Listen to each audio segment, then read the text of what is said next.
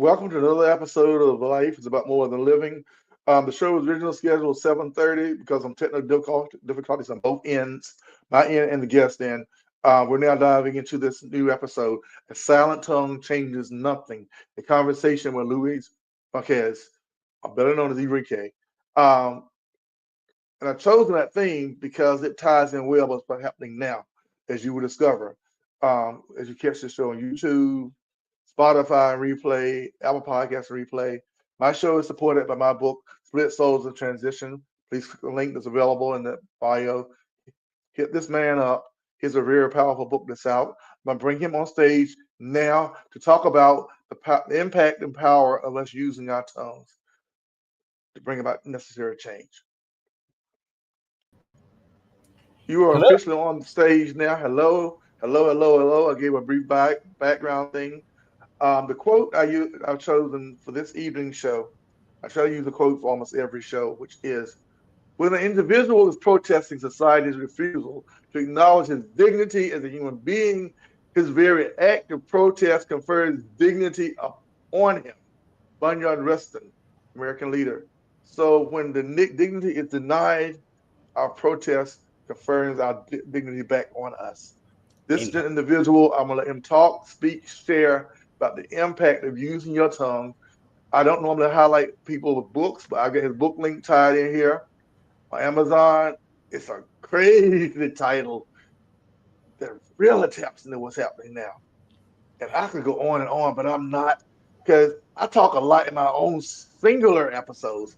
I'm gonna let this man talk, share his story to the Facebook audience, to the YouTube audience, and everyone who catches Life is About More Than Living on replay, on Apple, on Amazon Music, on Spotify. It's all over the freaking place right now. It's been hitting countries outside the United States that are looking at us like, what in the hell is going on with you people there? It's hitting those countries because they know something ain't right. And this man has lived through some stuff, so let him talk. Introduce yourself. This is your time, sir. First of all, sir, let me thank you for having me on. Let me introduce myself to you guys. My name is Luis Enrique Marquez. I'm the author of a book called Antifascist, a memoir of the Portland Uprising, 2016 to 2020. It's a firsthand account of what it's like to be on the front lines, to firsthand account of what community organizing is really about. And as far as I'm concerned, it's an honest book talking about struggles within the left as well as our opposition to the right and to fascism, what is going on in America right now. It's your time, sir. I'm listening. If I have something to interject, I will. Your time, So your story. You live this stuff. I appreciate it. So let's start off with what anti-fascism is. There's a myth here in the United States that anti-fascism is solely a left movement, which is not the case. Anyone opposed to injustice, anyone opposed to oppression, illegal arrest, anyone who is opposed to racism, bigotry on any level is an anti-fascist on some level. You're doing the right thing. So anti-fascism isn't left nor right. It's opposed to all oppression, period. And what we have going on in the United States is the first American fascist president ever. Think about And that. might I just throw in now that you've broken it down, the way you've broken it down. Uh, Fascism can be selective, like racism can be selective. But you just said it covers all areas because at some point there's an intersection that we Absolutely. don't. So racism, by definition, is is a power thing, right? Mhm. So let's get this straight. The right likes to hone in on the fact when I say that I, as a person of color, cannot be racist. That in the United States or in European countries, that is solely a white prerogative. Mhm. Now, that doesn't mean that I can't be bigoted. Mhm. That doesn't mean that I can't be prejudicial. Mhm. Words matter. So I can be all of those things, except I have no power as a brown man. So I cannot be racist. I can be racist in just about any country in Africa. I can be Mhm. racist in Latin America, where we are the dominant population. Mhm. So racism, unchecked capitalism, fascism, they're all allied of each other. Mhm. The anti-fascist fights all of that. Mhm. And the anti-fascist is across the political spectrum. Mhm. I'm not sure where you want me to go with that, but I can go wherever I, you want. I, I, this is your time. So, I took a big leap. Like I said, I don't normally go down the political spectrum. However, I've come to discover that some people who have actually written a book or studied it in certain things in depth or lived certain things can speak from their personal experience. It's not for me to like it, love it, or judge it. well, I thank Just you like very much. when I meet younger people and we get talking about racism towards people of color, black people, African Americans, as we came to be known now. Uh, and I let them know that as a 62-year-old black man here in North Carolina, I remember going into the colored people's bathroom. They're like, I said to you, that's not that long ago.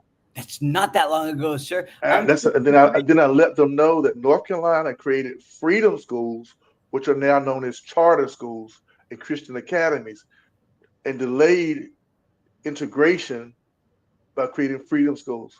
And then which they later labeled. So I know my history. I learned my history late after the fact in my 40s and 50s. And I started like, this is my state. So people tend to, I've met, fall in line with a lot of what you just said. They think some things are that long ago, they're not that but long they're ago. not. That's And what so we need to realize. but where we're at now in the political spectrum of things, the socioeconomic spectrum of things, those in power and who have great power and great influence, obviously primarily of the European persuasion, but not all, because as you said, it crosses all boundaries. Some of us will never know the true power players or their race behind the scenes. Some of us might know the true power players. But at the end of the day, it's looking more like the Hunger Games. Well, unfortunately, But anyway, going back to what you're saying, yeah, what's separating all of us, the root of it is unchecked corporate capitalism. which came about which some people don't want to hear because they love idolizing this man. Before Ronald Reagan, it was free public college for most people. After Ronald Reagan and his things, I found a way to throw this out there a lot because I love irritating people. I like y'all idolize the man that took away your freedoms. Right? Reagan was in the power of big corporations. Exactly. Yeah, Um, it's and, like he. Go ahead. I'm not golf track. I can get no, golf track real for easy. example, we're being bamboozled right now. Okay, you and I both grew up in a time when we would watch Saturday morning cartoons. Not Oh only yeah. would we be educated with Schoolhouse Rock, learning Thank you. how laws became, but I also remember the Union commercials. Look for the Union made label on your Label. shirt, Yeah. right? Yeah. So let me Look for get the to the Maytag man because it was a different level of corporate. right. So here, Corporate taxes. Corporations were taxed more than the low income earners. Now right. it's So flipped here around. we have Trump saying that he supports the American worker, the American worker, the American worker. And for example, let's talk about Apple. That Apple is going to spend $100 billion building a new factory. Everyone tells this. No one asks the important questions. The important questions are: A, where will these factories be built? Will they be Mhm. built in communities that need jobs? Second, we forget AI is taking over everything. Everybody wants AI. Everybody wants to become automated. It saves a corporation money. If they have robots working 24 hours a day to build their shit, With where you one don't have, person versus 100 people. right? Where you don't have to pay wages, you don't have to pay overtime, you don't have to pay healthcare. Again, one So person, maybe two. There's no workforce. so we're being bamboozled by this man. This is what fascism does. We can look at what happened with the temporary exhibition at the Smithsonian. Facts were taken away.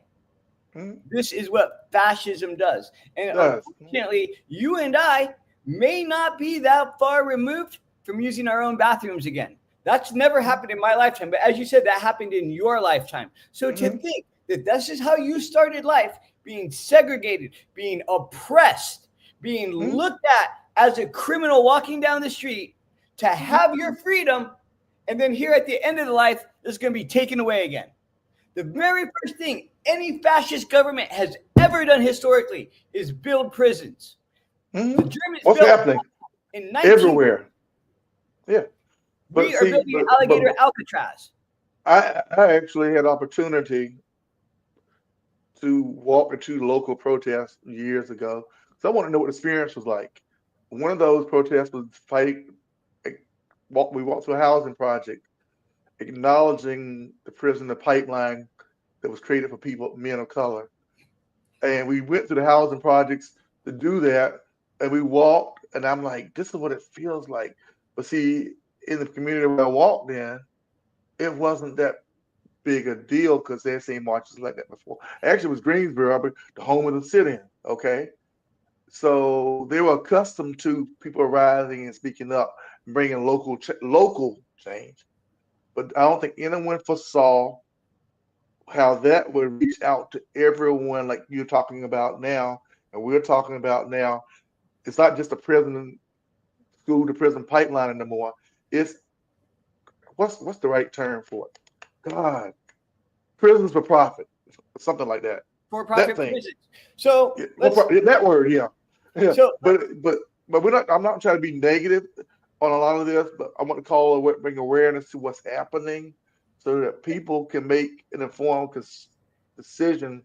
What limited, keyword limited freedoms we still have, and then because we take those who have, away because daily. again, because There's every single day it's been stripped away, and I hate, and I'm not saying I hate it. I was one of those who was screaming loudly to as many people as I could talk to, not just about Donald Trump, but the story was unfolding where you're taking for granted your freedoms. When Bader Ginsburg and John Lewis and others died off, even John McCain with his middle of the road politics, it was paving the way for where we're at now because the all of them, fighters are not sir. there. None of them have ever historically cared about people of color. For 75 years, we have defended the Israeli nation at the killing of hundreds of thousands of Arabs and Mm-hmm. Muslim men. Instead of But see, bringing that's the, instead of bringing the Middle East, what we can bring, which is medicine, education, what engineering, we brought I the get it. I get it, but I agree with you 100%. That's where I have shared with others that would allow me to share. I challenge them to go on YouTube, find Henry Kissinger, his videos, his speeches, his dialogue, and see how he helped engineer all of this that we are now seeing now. And you will see that being engineered in the 70s. So, but people are like, well, no, this was a long game. You know what, sir? This generation, you and I grew up with TV shows I think that I'm gonna say one thing. I'm gonna try to let you get back to talking because I see you sometime. A lot of people in this generation are so smart with all the information in their hands. They're so dumb as far as tapping into it. I'm going to encourage the younger kids. If you're 30 or younger and you happen to be watching this right now, go to Hmm. YouTube. Look up Hmm. Stanford and Son. Look up shows like Chico and the Man. Look Thank up shows you. like The Jefferson. Look up shows that like what's happening and see what the freedoms that these people had with television and media and the things that they could say and the Yeah. topics they could talk about that you Right. can't do now. Yeah. We What? Now I'm not an advocate. I'm not a fan of South Park, but I love what it's done with its cartoons. From what Sir, let I've me tell read. you, the fact that I am here shows you how racist the right is. Let me tell you, Mm-hmm. because 2016, I was one of thousands in my town Portland, Oregon, opposing the Mm-hmm. right. It's just what my town does. Right. Okay. But because I was dark skinned, because I am an indigenous man, they had a Mm-hmm. problem with me. And let me tell you, we have beaten the right wing here in my town. They have firebombed my home, Whoa. 2019. They have snuck members onto my juries and lost. We have beat them Wow. in the streets. We have beat them everywhere. And we will continue to beat them here in Oregon. And my community is a model to all other communities that Mm-hmm. want to stand up. Yeah, that's where I love that California is such a threat. People don't necessarily love Gary Newsom's politics, but I like the way he's taking a stand. In Portland in 2020, Yeah. we had 100 days of actions. We Oh we yes, man, don't worry. I followed that stuff. I saw it. Portland we was all over the news. we were the first city to fight the feds. We won't be the last city. Mm-hmm. DC is getting ready to stand up now. Los Angeles has stood up in the surrounding Mm-hmm. communities. Hmm. People are tired, but Yeah. you know what? Not everybody's tired. Clearly, the No. but the left. Look here, I I have problems with the left. I'm an anti-fascist for Christ's sakes, Yeah. right? Mm-hmm. I am not one political party or the other. Mm-hmm. For example, the right is all crazy about voter ID. Okay, Mm-hmm. the left wants to ridiculously oppose it. We cannot Mm-hmm. oppose things merely because they come from the right wing. I don't know how it is in any other state, but here in my state, if you cannot afford an ID, okay, a state ID, the state will pick it up for you. Well, I'm gonna give you a little history behind that. And you may already know the history. This is this goes back to people of color in the Jim Crow era. No, That's what the voter ID. That's what the voter ID is rooted in. It's not rooted in whether you can afford. I understand that, and I also understand that in every state, not every state will pick up the tab. That Yeah. behooves it for the No, population. there was here. I'm going back again. There was never a tab until Jim Crow, and black folks wanted to vote. Then there was a literacy test. Right? Then there was Yeah, a yeah. tax. No, these are all designed to keep poor blacks and poor people of color, and I'll even say poor whites, from voting But the see, wrong way. for whites don't understand that. And I'll call it for what it is. Or they choose to be ignorant. Because as President Lyndon B. Johnson said, I'm paraphrasing what he said, if you can convince the poorest white person that they're better than the poorest person of color, you can pick his pockets. Very, very, very, very famous quote, sir. But yes, Yeah. but back to here to being anti-fascist. Yeah. The only job an anti-fascist has to do is help your community. Okay, Mm-hmm. people in 2020 misunderstood anti-fascism. They Okay, still do. even the left. So because what happened Mm-hmm. in 2020, thousands of people had come out into the streets and they had Mm-hmm. seen us in the streets for 4 years, battling Mm-hmm. Proud Boys, battling Nazis, battling fascists, Mm-hmm. and they picked up the slogans.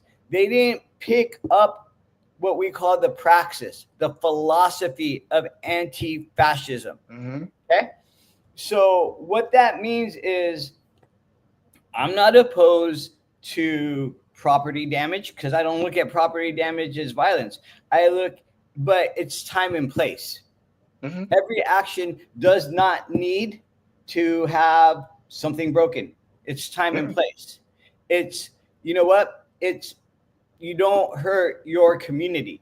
You Mm-mm. target you target businesses that hurt your community. You know who hurts your community? Check cashing places. You know who Mm-hmm. hurts your community? Banks that don't loan to the community members. Mm-hmm. You know who Mm-hmm. hurts your community? Liquor stores. You know who hurts Mm-hmm. your community? Furniture stores that charge Mm-hmm. exorbitant prices for crap, Mm-hmm. right? The so-called rent-to-own stores. These are, as far as I'm concerned, okay, are acceptable targets. Mhm. They can all burn for all I Now care. here's one to put a disclaimer out because people don't always read my disclaimer. The opinions shared of my guests are my guests' opinions, y'all. They I are may so, I may sign off on some of those opinions, but this is a disclaimer that's in writing. If anyone catches my podcast, I brought this man on because I want him to be honest about his opinions, share his opinions, and speak for change because change needs to happen.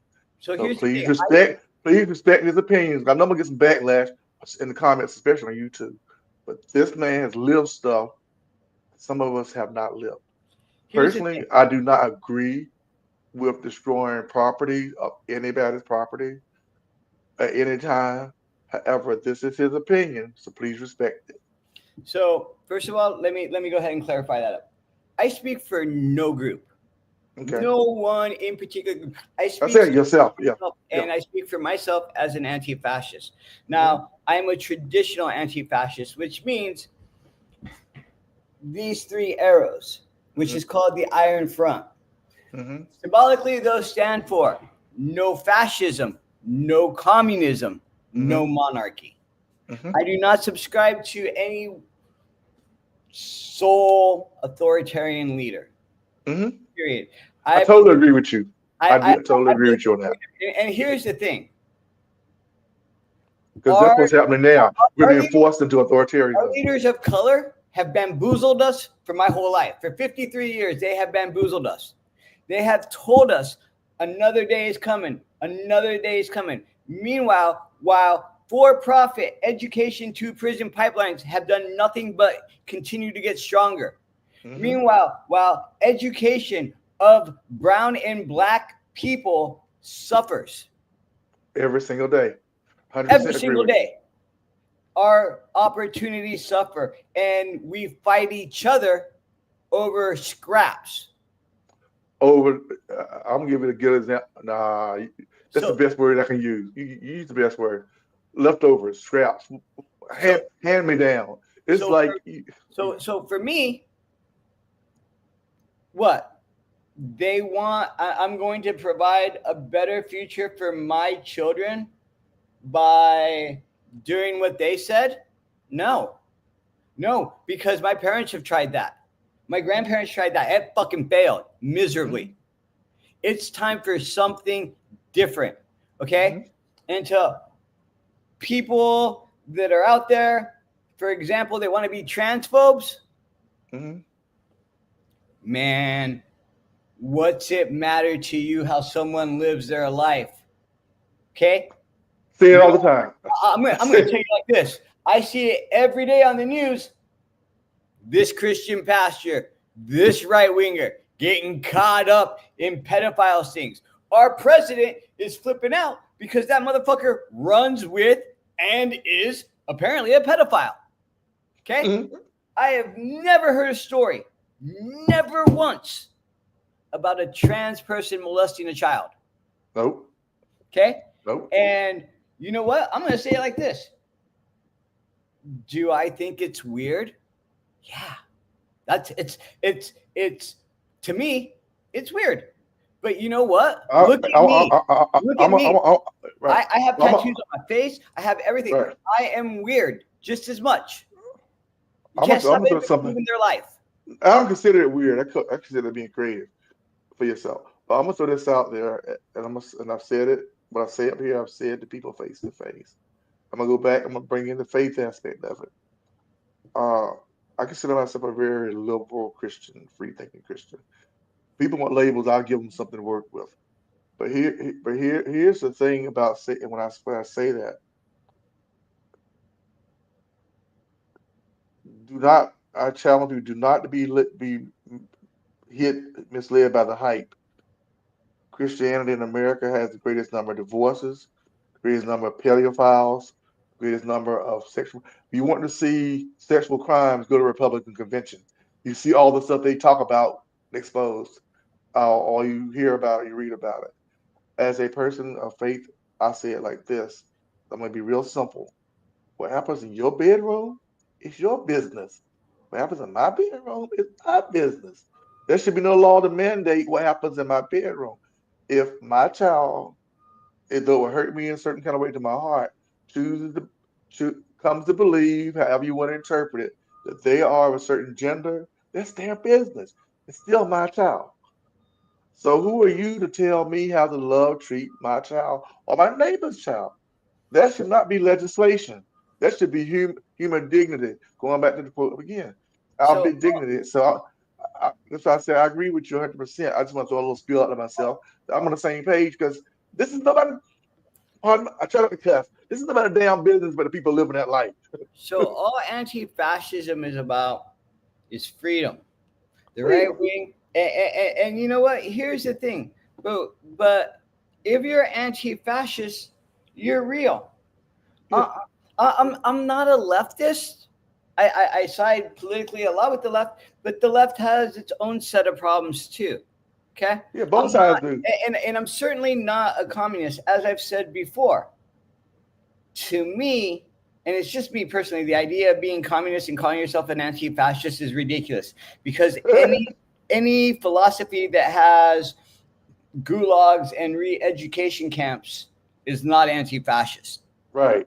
Okay, I am about freedom. I Freedom. don't want to fuck with nobody. I don't want nobody to fuck with me. I want to help people out. For example, I've had the right wing call me a capitalist because I wrote a book about anti-fascism. So It's not. I would like to address this for a minute. So capitalism exploits people's labors. I paid for Right. my editor. I paid for my artist, paid in full. The only other labor from that book was my labor. Mhm. I wrote it. I lived it. Okay. Mhm. I'm going to do this for your listeners and the right wingers that want to say that I'm living well because I wrote a book. So I'm going to get a little bit here into a little bit of minutia here. I sell my book for $30. Mhm. $10 of that goes to a cause. Right Mhm. now, $10 off of every $30 goes to a group called the One People's Project. And by the way, people catching this, the book link for Amazon is in the text. I would So you click the link appreciate it. open. Actually, if you don't use the Amazon link, I would actually appreciate you can buy my book at antifascistmemoir.com because that will help people more. If yes, my book is available at Amazon, and yes, I love Amazon and all they do, but I'm not trying to make Papa Jeff Bezos any more richer, right? Let me And see if I have a link to your show tied in with this. yes, I so do. back to it. So Mhm. $10 off of every book sold goes to help the people. We have paid for people's rents. We have paid for people's medicines, education, cars, clothing, food, bills. And Yeah. we don't we don't toot our own horn in this specifics. And I'm not going to give any specifics like that, Yeah. but we are audited pretty regularly, and we have people that make sure that we're doing what we're supposed to be doing. Mhm. Because here's the thing: some people I don't think, know. I'm trying to find that, your website link. I'm listening to you, but I'm oh trying to my, get your link to we post on. are in the matter of moving hosts, and so it has been down for a Okay. day or two. So it That's what may happened. Yeah. Okay. right. Well, So I'm gonna ask you. I'm here- gonna ask you to do this for me then, and I'm gonna get back to this here. You speak. Email when it's up. Email me that link, and absolutely, I'll go sir. back in my YouTube channel of this interview, and I will edit it into the YouTube. Thank you so So much. when, because I'll try to get it open, it wouldn't. That's why. Okay, it's been down. So, When you get when you get it up again, yeah, send me the link, it'll be up and I will by. go back and I will add it to the text so We're people can open expecting it it up. to be up and running anytime now. So Whenever here- you get it, just here's the send it thing: to me. people So think that being Antifa or anti-fascist is about taking a video of being at an action. mhm, It's about doing this, fighting Nazis. mhm, No, you know what? When you see anti-fascists on video fighting fascists standing up to authoritarianism, that's about 5% of our work. mhm, 95% of our work is away from the cameras. mhm, 95% of our work is feeding the community. For example, sir, and I talk about it in my book, mhm, 2020 was a fucked year from mhm, jump. Okay? mhm, When my state was shut down, when Oregon was shut down, anti-fascists went into action, taking food, taking handmade sanitizers and passing it out. And why? How do I know that? Because I was part of it. I was part of a group that went and dropped off baskets. Two people. We went from that to George Floyd's riots. We protested for 100 days in Portland, battling feds. Right on the heels of that, we had huge, epic, I'm talking skies of doom wildfires in Oregon. Okay? Instantly, anti-fascists stopped all protesting and went back to community support. Again, taking food, taking water, taking stuffed toys to kids who had lost their stuffies. What did the right wing do in my state during those times? They defended. They went and defended against Antifa looting. Anti-fascists were never looting. Anti-fascists were helping. This is what it means to be an anti-fascist. To help your community. Who's your community? Everybody that lives in it. You know who's in my community? Even some right-wingers, because right-wingers live in my town, and I want to see the best for them. I want to see their wages go up. I want to see them innocent before proven guilty. I want to see them not put in jails. Just like I want to see everybody else. Anti-fascism, quite simply, is about helping your community. That's it. And you brought back a thought, and the thought I had was part of the reason the Black Panthers was shut down was because they were supporting community. They were the WIC before the government stole WIC from them. They had the schools. They helped the community. The communities all over the country. And people like to highlight they help Black people, but last time I checked, they helped everybody that lived in their neighborhood. No one went lacking. So speaking about the Panthers there first of all, I'd like to say much love and respect to Chairman Fred Hampton. Absolutely. One of my personal idols. At 19, that man was a genius. Yeah. I accidentally, on one of my jobs as a sanitation worker, came across a book laying in the garbage that was autographed by him. That's amazing. So I would like to say it was so damaged. I'm moving around. I don't know what happened to the book. It was someone went in prison and wrote his story, and it was about anyway. The militant left has one historic big win in this country. Okay, and it is produced by the Black Panthers, and it is the free lunch program. That shit changed lives so much so that the government adopted it. We need more stuff like this. I call it stolen. I'm calling it adopted. I call it stolen.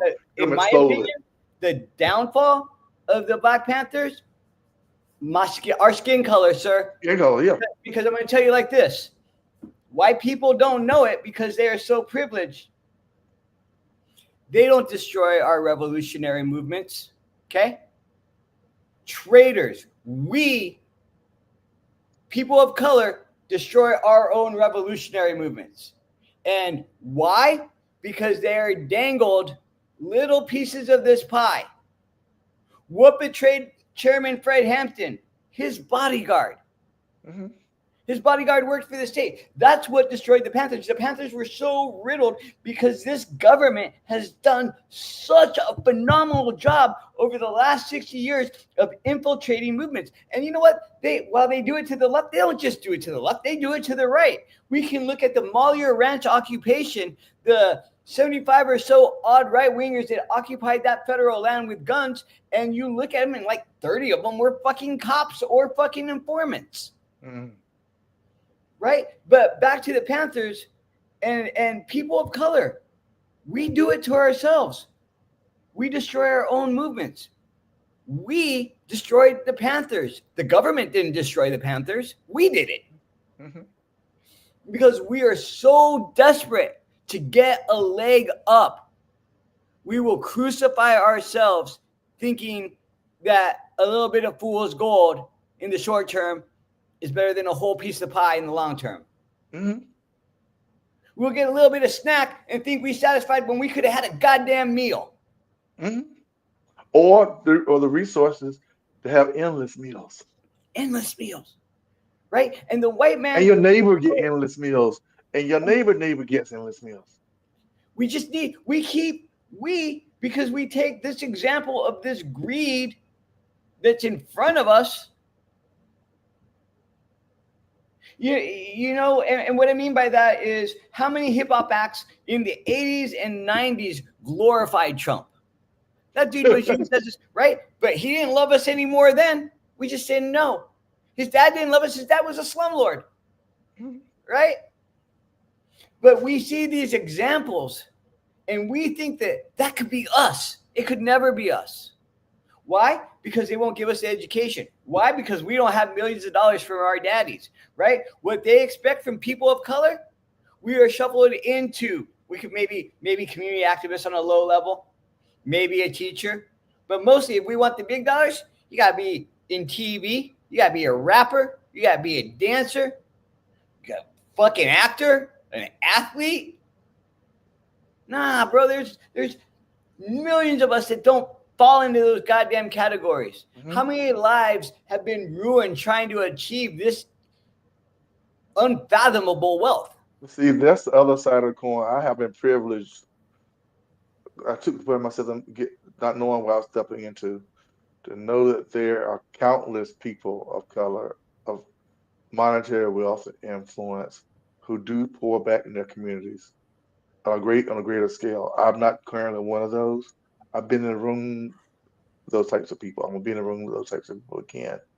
We're not all the other that the media wants us to believe we are, but it's not promoted, talked about, and highlighted, because who wants to see successful people of color in the media when they can be portrayed as all you talking about on the other side, when you the ones who want a piece of the pie instead of the ones who own the pie. Bro, we have been so bamboozled and we believe it. I got some cousins that live in Compton. All right. I That's what don't I'm know if saying. you. Everyone, but that's what I'm saying. I've been privileged to be around. Everyone has Wait. So what not I'm trying been. to say is us by being bamboozled is like, I don't know how well you know Los Angeles or whatnot, but I got some No. family that lives in Compton, okay? Mm-hmm. And I remember being in my 20s going down there because I wanted to check out the South End, just go hang out and stuff. Mm-hmm. And I was like, yo, let's go to the beach. Mm-hmm. Right there. Mm-hmm. Not that far of a drive. Let's go. That's where the Mm-hmm. girls are. That's Right. that's where the partying is. That's where Mm-hmm. the good food is. Let's go to the beach. And it was like, nah, that's a white thing. I've heard that myself. How dare white people have the fucking lockdown on the beach? No. Right? You know what I'm See, saying? No. I can't disagree with you, because I have literally worked with people who are who have told me that's not my side of town. But I'm like, this is your town. What? It's all your side of town, bro. So in my transport business, I transported a young lady to a women's hospital in Greensboro, and on en route, I asked her, which interest would you like me to take you to? She was like, I haven't been on this side of town before. It's not my side of town. But you are a woman going to the women's hospital to visit another woman in the women's hospital. But because it's not on your side of town, you're only coming here because your friend is here. And that is fascism. See, But my thought is, this is your town. As a woman, why have you allowed your thinking to be degraded to the point that you can only access resources when you need it? well, I'll tell you why. You want to know why? Because of you and me, men. You know what? Like men have shit on women historically. Doesn't Pretty matter much. what group. Like I mean, it absolutely sucks to be a woman, and it probably is like anything else, right? Like it sucks to be a white woman, but it's better to be a white woman than a black woman, right? You know Doing what I'm thing saying, in the city. Yeah, I hear you. Mhm. right? Right? But like women, dude, women barely. We on like about the Well, 100th but I year guess my anniversary thought of is women's going vote, back to women's suffrage. the my town concept. Because in the other case, a male coworker of mine, it's like I'm not. I'll name the town, the city. It's High Point, North Carolina. It happened over 20, almost 20 some years ago. He got hired after I did. We were given working orders to go to another part of High Point, actually a part I lived in at the time. And he was like, I'm like, so what about this over here? You been on? Nah, man. I belong to the South Side. I'm only going over there. This is my first time going. I'm like, huh? This is all you freaking got. We working for the city now. You actually get to go places. It's okay, bro. Because But that man knows it's not. Because you know what? We can go onto YouTube or TikTok and and, there are and that's before our stuff even existed. YouTube, but TikTok there are didn't even exist millions back of then. videos of black men who belong where they are, whether they be picking up something, delivering something, where they are harassed. You know, the only people who believe that racism is fucking dead are white people, and they believe that that shit's long been dead. Ask any black or brown person if racism is dead, they'll say fuck no, right? I have a theory. It's really whack. I don't believe that there's not one white person who hasn't thought the N word or called someone who looks like me a beaner. That's messed Mm, up, bro. yeah. That's fucked up, Mm, right? And here's the thing: this little bit that we got, holy fuck, this little bit that we got, man, is getting taken away from us, mm. right? Unless people like you, unless people stand up and speak and continue to fight. I'm gonna wrap Well, it's this not up even because I me. do have to get. It's people like you that give people a platform to let us talk about our experiences and what we endured. It's And people the like, and the re and the need for us to continue to talk and stand up and share our voices because a amen, silent tongue changes nothing. amen. A silent tongue changes nothing. It's my own personal quote from years ago. It changes nothing. It it what it wasn't so much the blessed boycotts or the Trail of Tears or we thought American history. It was the voices that spoke up, so people were willing to suffer, go through what they had to go through to create the change or take a stand where they were at. If no one spoke up, then we become like Martin Mueller's poem. The last lady came for me, and there was no one to speak. So your story, your voice, what you had to share, triggered in me some stories, and I'm gonna let you have the final word on this. Uh, that we have to continue to use our tongues, our means, to stand, to speak. And we may not totally agree on methodology, we not totally agree politically, religiously, or whatever, but if we remain silent, they win.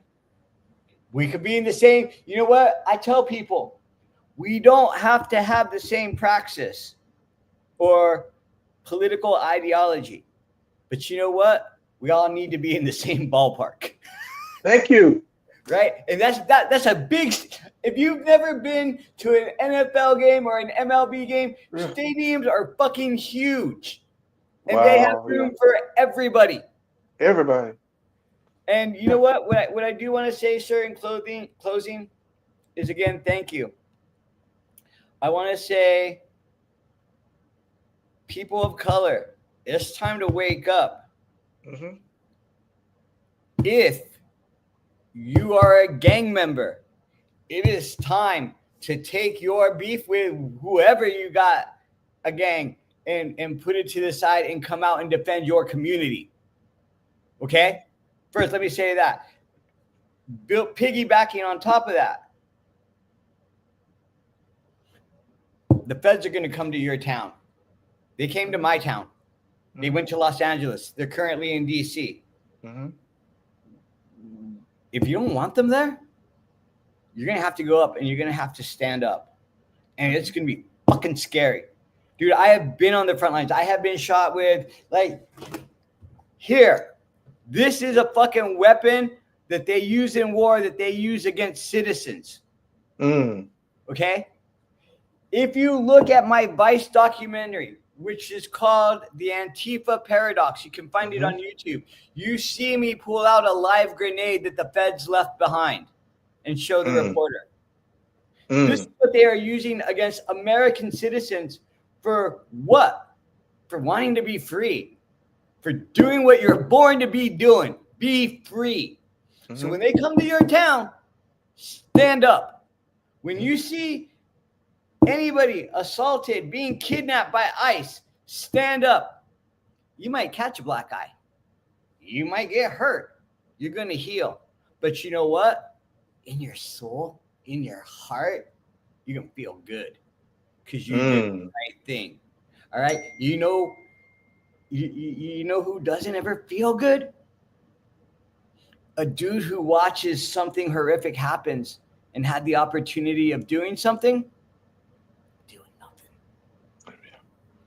Dude, look at my arms. I'm not that big. I have fought Nazis twice my size and gotten beat up, but at least I went and stood up and stopped them from going further behind me. That's all it's about.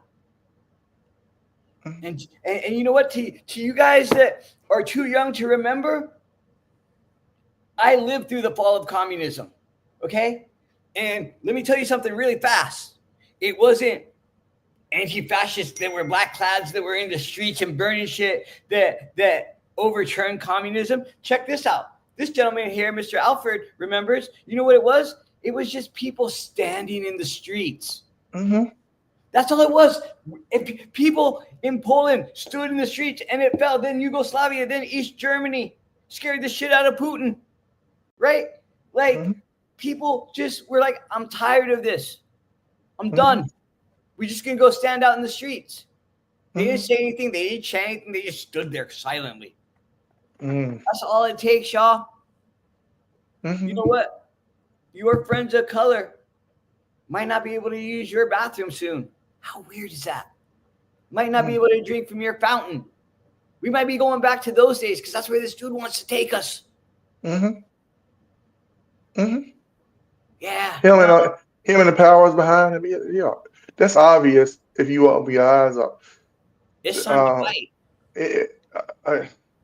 I'm trying to wrap this up, but you bringing back stories. And I'm going to throw this one last story out there for myself in my transportation business. The first election process of Donald. I transported this young lady who was of the LGBT community. And I sometimes remember stories better than I do sometimes right now. Anyway, she was of the thought that, well, as long as it doesn't affect me none, I don't care if he gets elected or not. I wonder where she's at now in the second term. You know what? We were here.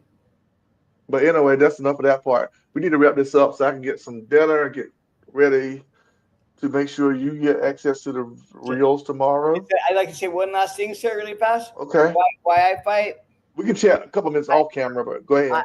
I am an indigenous person. I come from a nation called the Lenca Nation, which is outside in El Salvador. At the point of meeting, my nation was 800,000 strong. Wow. Within 8 years of contact, we were 13,000. Wow. 400 years later, my people, the Lenca, are back to our original numbers of 800,000. Wow. If we don't fight, we'll be eradicated. The indigenous population of North and South America has suffered the biggest genocide that humanity has ever known. In 100 years of conquest, 100 million of us died. Think about that. That could be cures for cancer, lines that are wiped out.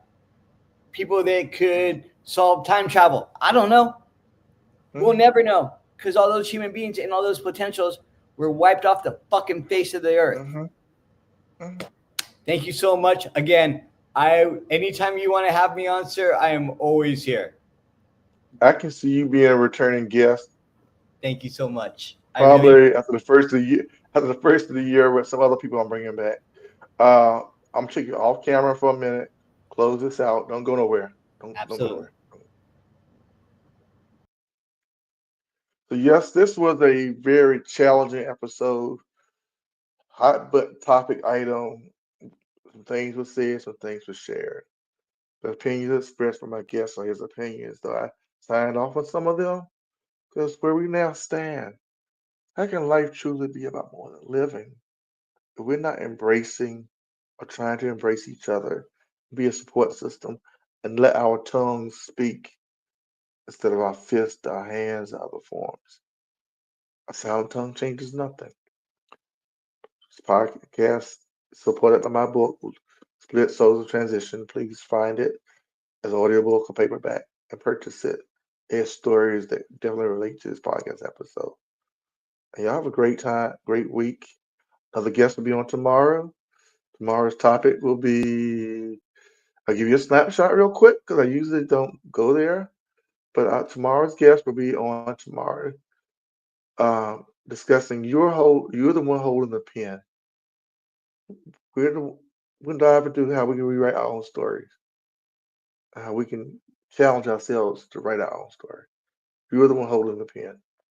A conversation with Amanda Anderson, tomorrow's episode, uh, 7:30 p.m. Eastern. Thank you. Have a great night, great evening. Life is about more than living a podcast.